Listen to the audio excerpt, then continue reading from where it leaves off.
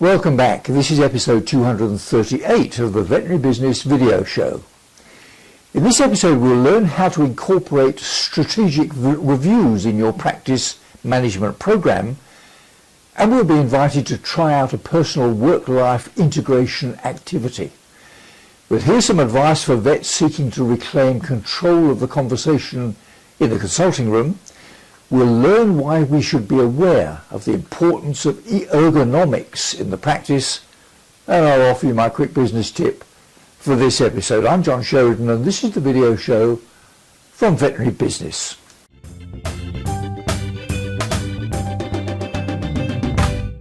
One of the issues highlighted in the SPVS profitability survey is the impact of the practice price volume strategy on a measure of demand such as the Transaction Volume Index, or TVI. There's no direct relationship between transaction volume and profit. Some very busy practices make healthy profits and some make a loss. At the other end of the spectrum, some practices which handle a much smaller volume of patients offer much longer consulting sessions and charge significantly more, are also making healthy profits, while others are losing money. What's important is to recognize that some practices try to be all things to all men, whilst others pick a small niche in the market and concentrate all of their efforts on serving that segment. Making these sort of business decisions is part of the strategic planning process. Just like budgeting or planning a short-term policy initiative, it's an ongoing process which involves setting objectives, monitoring performance, and reviewing outcomes. Here's a clip in which Erica Olson explains how to incorporate regular strategy reviews in your practice management program. Today's whiteboard session is about running and participating in a great strategy review. We'll walk through how to set one up, the content you'll walk through, and how the presentation needs to flow. But before we get too far ahead, let's talk about the purpose of a strategy review. Strategy reviews are the heartbeat of a strategic management process. And what I mean by that is without a strategy review, you do not have a living, breathing plan. And everybody wants a plan that's alive and we're using and we're executing and we're talking about it and we don't want it to sit on the shelf. This is how your plan does not sit on the shelf. All right, so the setup. Timing. Normally you're going to want to do your review after the financials have closed for the previous period, or the previous month in this case. So for example, if you're doing a review about January performance, you're going to want to do your review when the books have closed in February, probably the second or third week, most of the time. How often do you have a strategy review? Most organizations have monthly reviews. Sometimes quarterly is as much as people can take on. I would highly recommend monthly. 60 to 90 minutes is a pretty good target. Attendees, who should attend? Those individuals that own goals absolutely need to be in attendance, and potentially those folks that own initiatives as well. You might want to keep it smaller to get started, just to kind of get it going, and then maybe expand it broader. At the end of the day, it's a great communication tool, and certainly it can be opened up to everybody in the organization if that's what you choose. And last but certainly not least, the biggest thing with running a great review is having the right data and having it served up in the right manner. You need to have your data for your key performance indicators, so the quantitative stuff. And the qualitative stuff, there's plenty of stuff and plans that are just tracked based on red, green, yellow, so you need an updated set of that as well.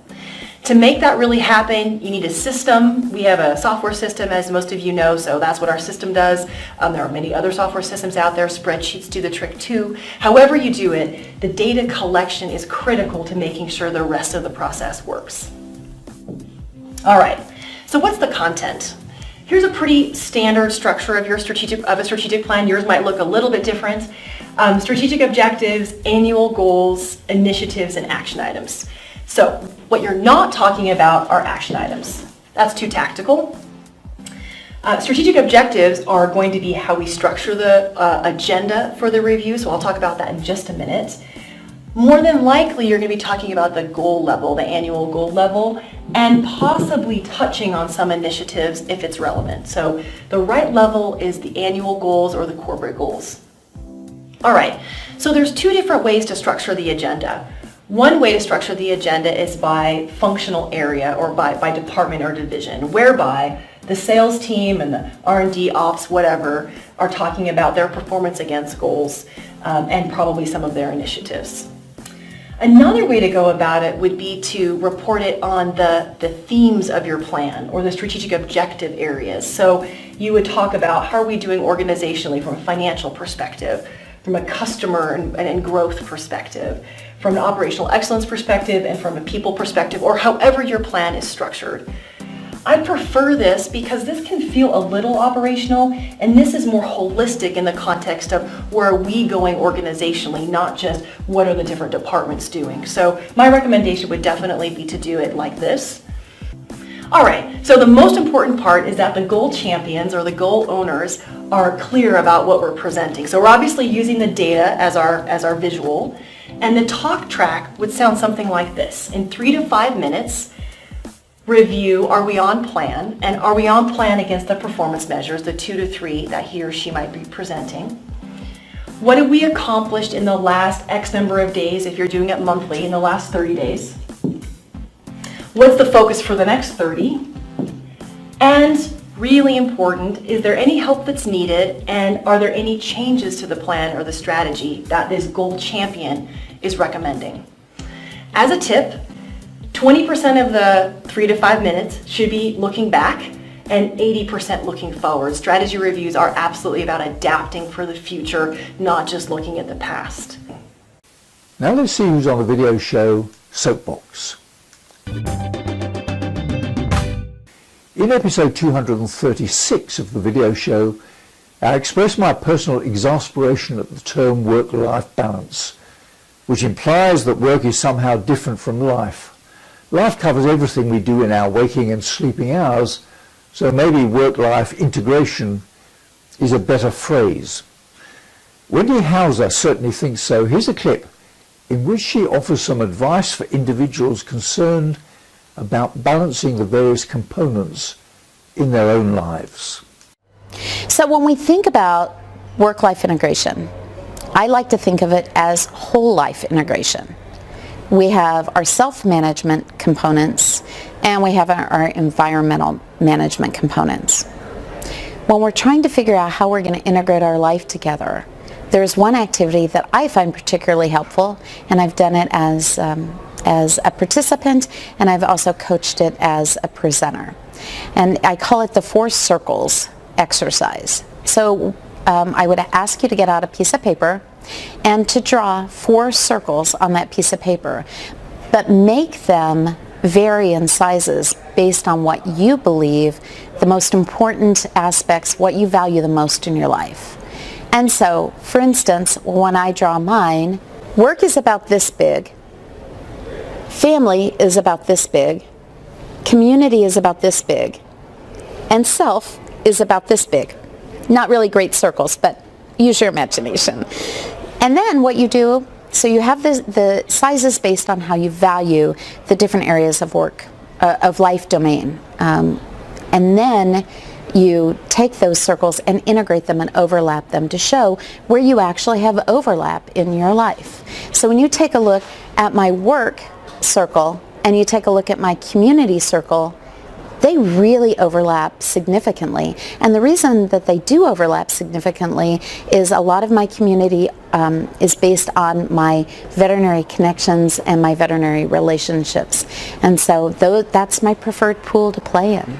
So there can be a lot of overlap. So you can see where there's overlap. The next step to the activity is to list the values, the interests, the actions and the results that you want to see out of each of those domains. So start and keep it simple. Choose 3 different values or purposes or results that you would like to see for work and for community and for home and for self. And once you get those listed, look for ways that you can integrate your circles together. So the way that I actually overlapped the family and the work aspect was I taught a class in my kids' school when they were in middle school on veterinary medicine. My daughter took the class. It was a way to combine my love of educating, a way of creating change and making a difference, and a way of being connected. So there's ways that we can think about our work not as being separate, but as being an integrated part of our life. And how do you create overlap? There's a lot of opportunity when you start thinking about it. Now for a tip from the top in the business world of veterinary practice. The December issue of the Veterinary Business News and Views newsletter features an amusing YouTube video about hiring a millennial. Here's the link if you haven't yet seen it. I realise, of course, it was a fictional interview, but the candidate, the millennial, was playing with her smartphone from beginning to end. 95% of the passengers on a bus I was travelling in recently were playing with their smartphones or tablets, and I gather now that many pet owners do the same when they're waiting to see the vet or even in the consulting room. Here's a clip in which Wendy Myers offers some advice for vets seeking to reclaim control of the conversation with clients, pounding out text messages instead of communicating with a vet. While you're explaining your exam findings, a client's fingers are pounding out a text message. You know, insensitive use of technology actually may become more commonplace as the pet ownership demographics shift. Millennials check their smartphones 43 times each day. But don't discount this generation. They actually spend more on veterinary care than Gen X and baby boomers. And millennials are going to add 2.6 million pet owners between now and 2020.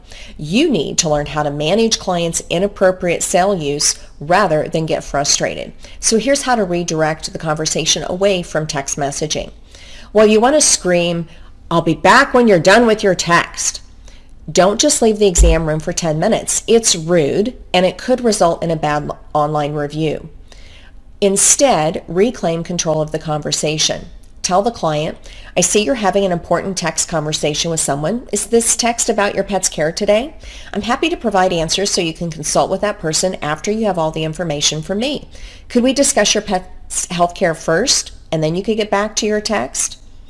Now, rather than accept rude cell usage as a sign of the times, Sherry Turkle, who's an author and professor at MIT, diagnosed the problem as simply, we expect more from technology and less from each other. So as a veterinarian, you actually need to be more engaging than a client's smartphone. Involve them in their pet's exams. Let them listen through your stethoscope to a pet's heart murmur. Have them peer into your microscope and see ear mites. Share their pet's digital x-rays. Now for my quick business tip for this episode. Ergonomics can be defined as a science concerned with the fit between people and their work. It puts people first, taking account of their capabilities and limitations, and the science aims to make sure that tasks, equipment, information, and the environment are designed to fit each worker. Clearly, ergonomics has a place in veterinary practice, and in this clip, Vicky Pollard offers some advice. Ergonomics are obviously incredibly important in a veterinary hospital because all day long you are picking up animals, you're lifting them onto tables, you're doing procedures and treatments. So having ergonomics done correctly in your hospital is key. In exam rooms, you want to place your equipment close enough so you don't have to move too far away from the animal. So within a couple feet, you want to locate your equipment to lift the animal up to reach supplies so that you're not twisting and bending when you don't have to. In treatment spaces, you want to have your counters typically at 36 inches above your finished floor. It's an ideal height for treatment tables. And in your front areas and your reception areas and charting stations, you want to have your counters at 30 inches, which is a standard seating height, so that people can sit comfortably and do their work. So what's my quick business tip? Well, it's this. First, seek professional advice to find out how best to safeguard your team members from any health risks relating to their employment. Then recognize the possible risk factors in your practice environment and alert employees to any possible workplace hazards and provide any training they may need to avoid them. Well, that's about it for now. I'm John Sheridan, and this has been another video show from Veterinary Business. See you next time.